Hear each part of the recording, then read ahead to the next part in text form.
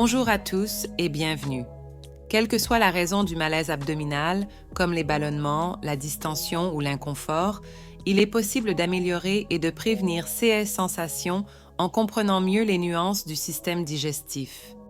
Souvent, ces inconforts sont liés à la présence d'air ou de gaz dans le système digestif, résultant des choix alimentaires ou de la manière dont les aliments sont ingérés.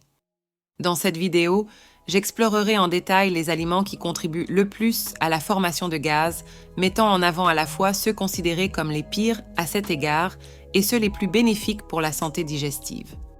De plus, je partagerai des faits intrigants sur les habitudes alimentaires, offrant une perspective complète sur la manière dont nos choix alimentaires peuvent influencer directement le bien-être abdominal. Nous examinerons également la meilleure approche pour une alimentation équilibrée, identifierons les signes et symptômes pouvant indiquer des problèmes abdominaux potentiels et discuterons du rôle de médicaments spécifiques dans ce contexte, offrant ainsi une vision plus complète et informée des soins de santé digestive. Commençons le voyage en comprenant plus en profondeur la distension abdominale, cherchant à expliquer pourquoi nous ressentons l'inconfort du ballonnement. L'augmentation de l'air dans l'estomac et les intestins survient généralement de deux manières distinctes, chacune avec ses propres subtilités. Premièrement, l'ingestion involontaire d'air pendant des activités quotidiennes telles que manger, parler ou avaler joue un rôle significatif dans ce phénomène. J'ai l'intention d'aborder des stratégies spécifiques pour réduire cette ingestion accidentelle d'air, fournissant des conseils pratiques pour minimiser cet aspect contributif à la distension abdominale. La deuxième source de ballonnement est intrinsèquement liée à l'activité bactérienne dans le gros intestin. 6 bactéries, jouant un rôle crucial dans la digestion, peuvent générer des gaz lors du processus de décomposition de certains aliments. Ces gaz, à leur tour, ont le potentiel de distendre l'intestin, entraînant un inconfort abdominal. Dans une approche plus détaillée, j'expliquerai comment identifier ces schémas bactériens, mettant en avant les aliments qui peuvent influencer cette activité et offrant des stratégies pour améliorer la flore intestinale, contribuant ainsi à l'équilibre digestif. Tout au long de cette exploration, nous chercherons à fournir une compréhension complète des causes du ballonnement abdominal et plus tard, je discuterai de mesures pratiques et durables pour améliorer cette situation, favorisant une expérience digestive plus confortable et saine. Commençons notre exploration en examinant les stratégies pour minimiser la quantité d'air avalé pendant les repas. Bien que cela puisse sembler anodin, il est crucial de comprendre que des facteurs tels que l'anxiété, le stress et la précipitation en mangeant peuvent avoir un impact significatif, augmentant considérablement la quantité d'air ingéré. Cette augmentation est associée à la distension abdominale et à l'émission de gaz. Nous soulignerons l'importance de traiter ces aspects comportementaux, mettant l'accent sur la nécessité de manger et de mastiquer lentement comme une pratique efficace pour réduire l'ingestion indésirable d'air.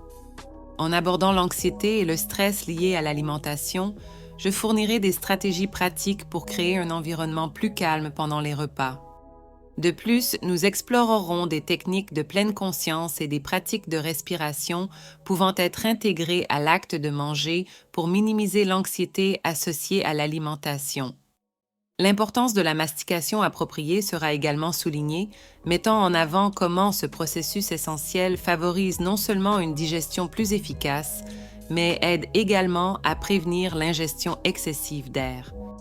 Ainsi, notre focus initial sera la sensibilisation aux facteurs comportementaux contribuant à l'ingestion d'air pendant les repas, dans le but de fournir des conseils pratiques favorisant une approche plus calme et délibérée de l'acte de manger, entraînant des avantages significatifs pour la santé digestive.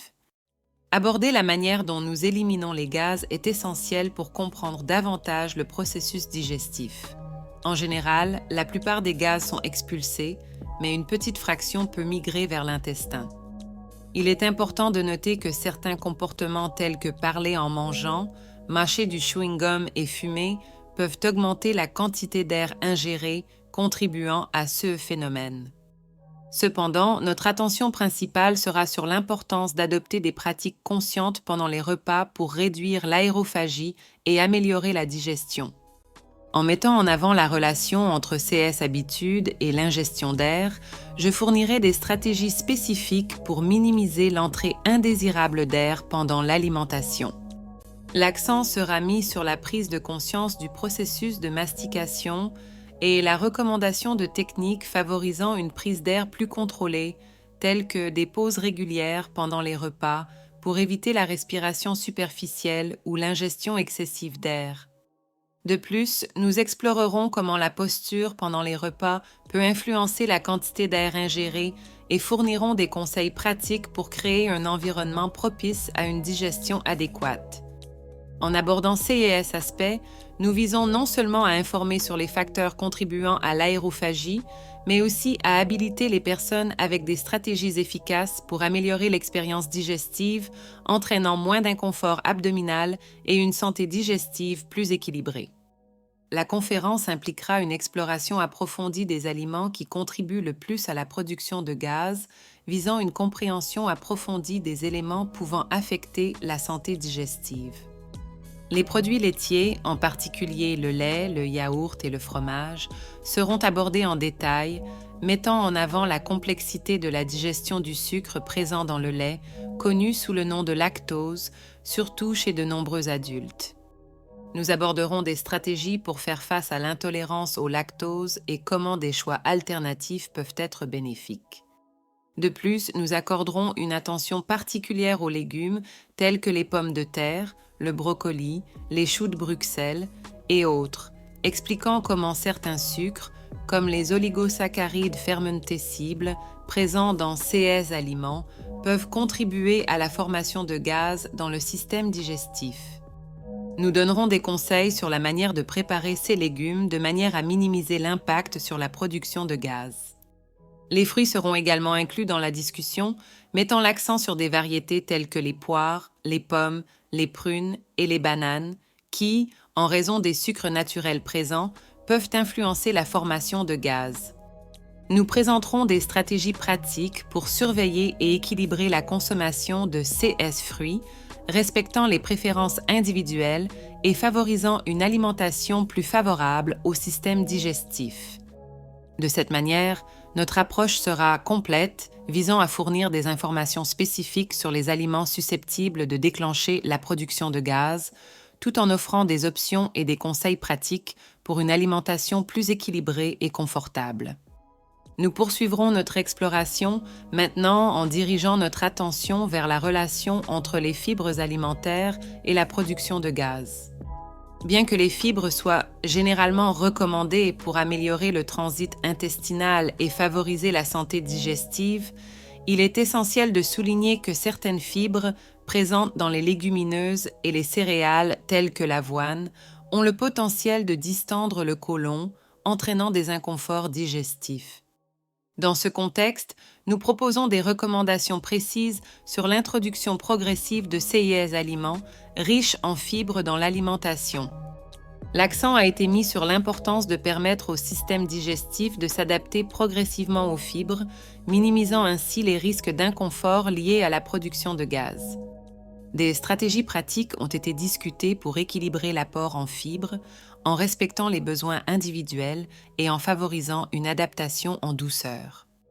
De plus, nous explorons des alternatives aux fibres alimentaires en présentant des options qui apportent des bénéfices pour le transit intestinal sans aggraver les symptômes de ballonnement.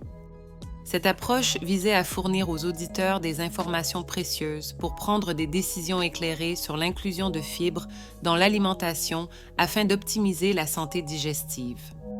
Notre voyage d'exploration a donc offert des informations spécifiques sur l'équilibre entre les fibres alimentaires et le confort digestif, avec des conseils pratiques pour maximiser les bienfaits des fibres et minimiser les éventuels inconforts associés à la production de gaz. J'espère que vous avez apprécié cette vidéo. Laissez votre pouce en l'air, abonnez-vous à la chaîne et à la prochaine vidéo.